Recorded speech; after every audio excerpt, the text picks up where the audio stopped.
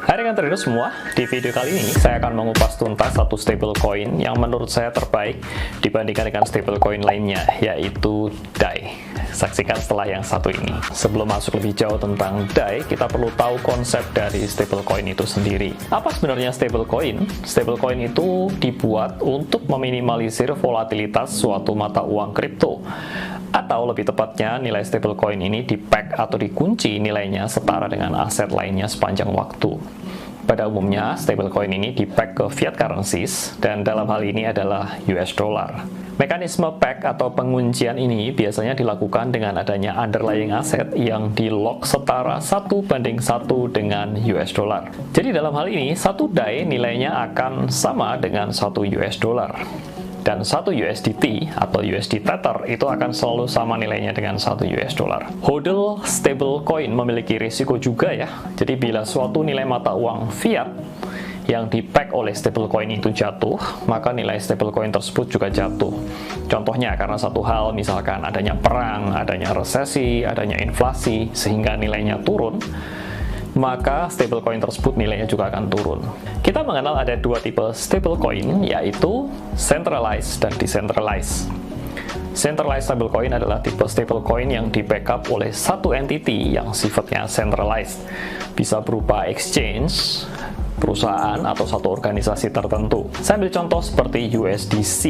Ini dikelola oleh Coinbase, atau di Indonesia ada juga yang namanya BIDR.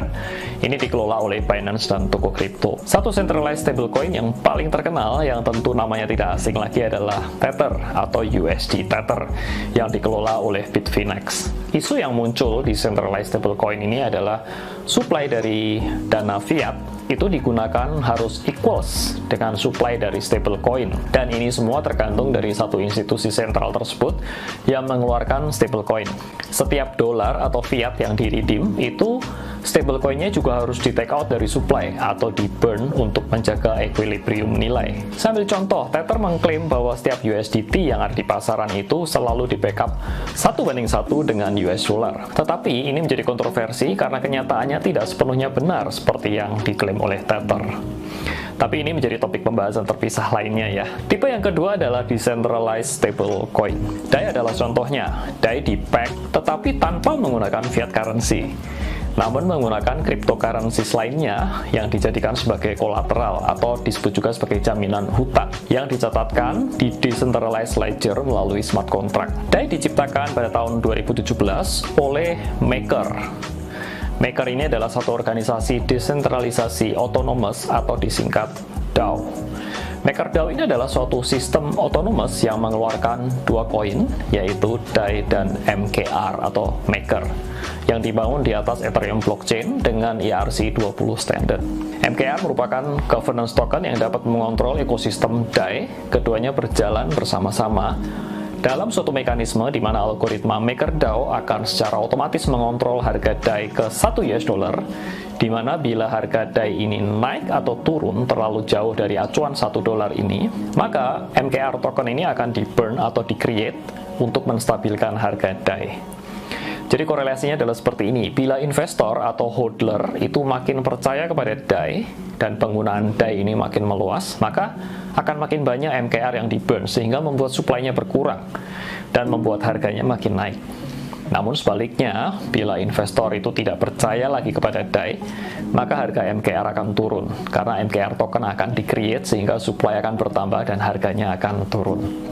Nah, kita kembali lagi ke DAI. Sebagai kesimpulan dari DAI, berikut ini adalah beberapa keunggulannya. DAI memiliki ekosistem yang terdesentralisasi yang dapat berjalan secara otomatis karena adanya smart contract, sehingga tidak ada satu pihak pun yang memegang kunci atas mekanisme ini, atau disebut juga sebagai trustless.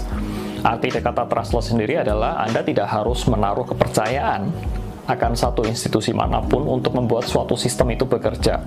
Dan dalam hal ini semua itu diatur oleh smart contract. Isu trustless ini yang menjadi kunci utama kenapa DAI menurut saya lebih unggul dibandingkan dengan stablecoin lainnya. DAI sama seperti token Ethereum lainnya juga dapat digunakan untuk pembayaran. Contohnya pada Coinbase Card itu dapat langsung dipakai untuk pembayaran dan juga dapat ditransfer ke wallet Ethereum lainnya. DAI juga dapat di-stake untuk mendapatkan reward. Namun saat ini baru tersedia di Binance dan di toko kripto belum ada. Pada saat video ini dibuat, DAI menempati urutan kelima secara market cap untuk stablecoin yang terdaftar di CMC. Dan MKR menempati urutan ke-59.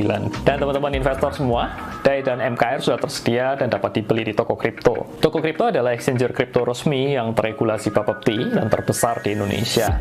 Dengan pilihan koin yang terbanyak, fee transaksi terendah, deposit dan penarikan fiat termudah, serta powered by Binance, exchanger terbesar di dunia.